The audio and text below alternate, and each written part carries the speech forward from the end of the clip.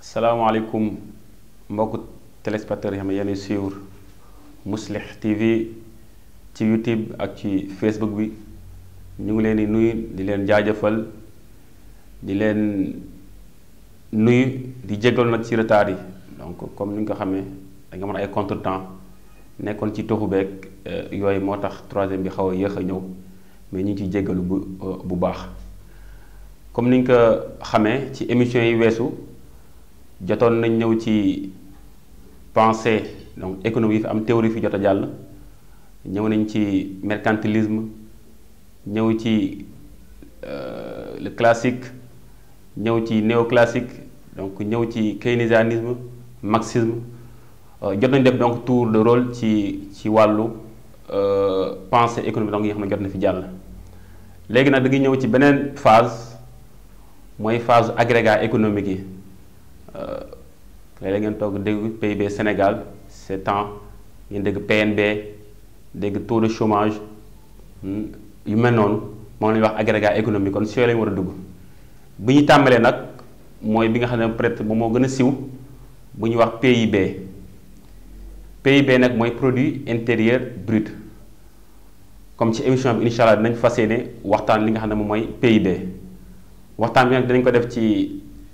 ñetti tomb bu njëkk bi dinañ ñëw ci définition bi ñu wax la lan mooy PIB. deuxième bi dinañ ñëw ci méthode calcul bi donc naka la ñuy calculer li nga xam ne moom mooy PIB. bu mujj bi dinañ ñëw ci limites yi donc lan mooy limites yi nga xam ne donc am na ci PIB loo xam ne donc du ko tenir en compte bu ñu koy calculer kon ñetti tomb yooyu incha allah lañu fas yéene waxtaan ak yéen tey suñ troisième numéro ci émission La Monnaie. Agrégat économique donc dafa nekk lu am solo parce que boo xoolee li ñu mesurer richesse dëkk ni ñu mesurer dëkk bi naka lay développer mi ngi aaju ci agrégat économique yi te bi ci ëpp solo comme ni nga xam ne moom mooy le PIB. premier tombe bi dañu ñëw ci définition PIB lan mooy PIB produit intérieur brut définition bi ñu ne indicateur économique boo xam ne la dafay mesurer richesse bi nga xam ne moom la ñu créer ci dëkk bi ci benn at maanaam bu ñu xoolee Sénégal richesse bi mu créer ci at bi loolu mooy PIB. ñu ngi koy mesurer nag ci valeur ajoutée biens et services donc produits au niveau du Sénégal léegi bu ñu nee valeur ajoutée ci benn bien mooy boo defee différence entre valeur bien bi ak coût bu mu la coûter exemple su ma jëlee ordinateur bi valeur ajoutée am lan la valeur ajoutée am égale prix bu ñu ko jëndee bu fekkee par exemple dama ko jëndee 200 000. moom mooy ko ak coût bi nga xam ne moom lañ ci def pour produire ko bu fekkee par exemple coût bi c'est 150 000 kon boo xoolee foofu valeur ajoutée bi day nekk 200 000 mooy 150 000 mu jox la ñaata mu jox la 50 000 kon bu ñu jëlee bien yépp xool seen valeur ajoutée yi nga xam ne dañu ko produire ci at bi loolu moo ñuy jox PIB yi yooyu nag dafa am biens yoo xam ne duñu ci bokk mooy les biens intermédiaires. lu mel ni par exemple farine bi nga xam ne dañu ko defaree mburu loolu kenn du ko ci comptabiliser ndax farine dafa am dañ ko produire mais production bi dafa nekk bien intermédiaire maanaam dañ ko utiliser pour defar mburu kon bu ñu calculer PIB bi du ñu calculer farine boobu mais dañuy calculer mburu bi mooy produit final bi kon dañu xool mburu bi ñaata prix bi ñaata lay jar ak ñaata la ñu coûter bu fekkee prix par exemple prix mburu bi mi ngi jar 150 kilos bi coût bi nekk 100 francs kon valeur ajoutée dafay nekk 50 francs léegi nag bien yépp yi nga xam ne état bi di nga xam ne dañu ko produire ci Sénégal dañuy xool seen valeur ajoutée bu ñu ko boolee mu jox li nga xam mooy PIB kon loolu mooy ci définition rek PIB mooy li nga xam ne dañ ko produire ci dëkk bi moo tax boo xoolee chiffres yi nga xam ne donc dañ ko génnee ci wàllu PIB Sénégal ci premier trimestre bi boo xoolee site ANSD mooy agence nationale de la statistique et de la démographie moom mi ngi estimé PIB trimestriel bi à hauteur de 3256 milliards mu ne kon ci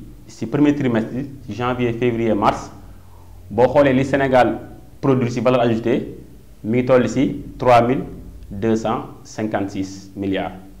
kon bu fekkee day kon rythme boobu bu ñu demee fin d'année kon dañu am PIB bu nekk bu toll ci 13024 milliards de francs CFA kon bu fekkee estimation yi continué na kon PIB Sénégal ci loolu lay toll pour jox exemple rek ci wàllu chiffres yi bu ñu ñëwee ci deuxième partie bi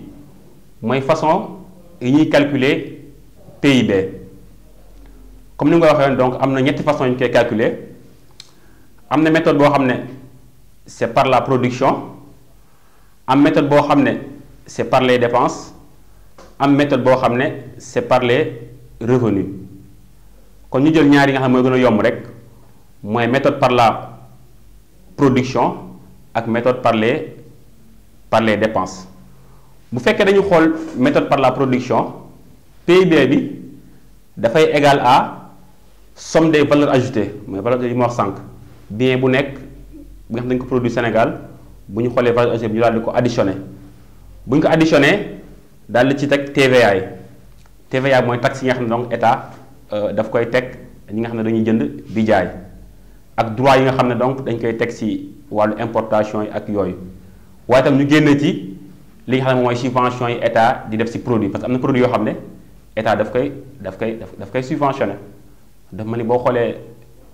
li mel ni courant bi dafa am subvention moo tax prix bi agul fenn boo xoolee essence bi dafa amul subvention moo tax prix bi amul fu mu àgg kon fekkee bu ñu ko calcul bu njëkk bi da nga jël valeur ajoutée yépp bien ak service yi xam dañu ko créé Sénégal ci at bi nga dolli ci taxes yi waaye tam nga dindi ci subvention yoo xam ne état daf koy def ci produit yi kon loolu mooy première méthode de calcul mooy calcul par la production bu ñëwee ci deuxième calcul bi mooy calcul par les dépenses boobu bu ñu koy calculer mooy lan da nga jël PIB bi égal nga def égal consommation finale ñun lu ñuy lekk lu ñuy jënd affaire yooyu deuxième bi nga dolli ci dépense publique mooy état bi lu muy fonctionner lu muy jënd lu muy soxla li ci pour fonctionnement bi bu ñu paree dolli ci investissement yi entreprise yi donc investissement yi ñu def da nga koy dugal ci PIB bi bu ñu paree dolli ci exportation yi moo xam ne li nga xam ne Sénégal daf koy produire di ko jaay bitim réew gannaaw loolu ñu génnee ci importation yi mooy loo xam ne bitim réew dañ koy créer di ko jaay waa Sénégal kon boo xoolee calcul boobu mooy calcul bu gën a yomb mooy da nga jël PIB bi égal consommation ci ménage yi plus dépense publique bu état bi plus investissement entreprise yi nga dolli ci exportation yi génne ci importation yi kon loolu mooy deuxième calcul bi troisième calcul bi moom c'est la méthode par les revenus donc boobu c'est beaucoup plus compliqué kon ñu yem ci ñaari méthodes yoo xam ne moo gën a yomb mais méthode par la production ak méthode par les dépenses fu ñuy mujjee nag ci numéro bi mooy ci wàllu limite PIB parce que PIB ndam baax na trop mais des fois du refléter dëgg-dëgg lan mooy développement bi nit ki mu nga am PIB bu baax fekk sa développement dafa des moo tax am na ay borom xam yu kaas ñu ne il faut que ñu jéem a xool naka la ñuy xoolaatee calcul PIB bi boo xoolee environnementaliste yi ñoom dañu ne pourquoi du ñu calculer PIB vert maanaam PIB boo xam ne day tenir compte ci effet néfaste sur l'environnement parce que entreprise gaa mën na ñëw di produire ay biens di ko jaay mais en contrepartie pollution yi muy engendrer mën na am ay retombées yoo xam ne dafay ñëw ci économie bi te yooyu doo boo xoolee PIB bi teniru ko en compte mooy effet bi nga xam ne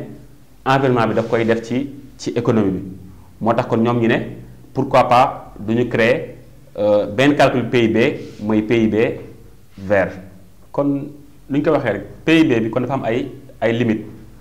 moo tax environnementalistes yi ñoom dañuy proposer li nga xam ne moom mooy PIB vert mooy PIB boo xam ne dafay tenir compte ci environnement bi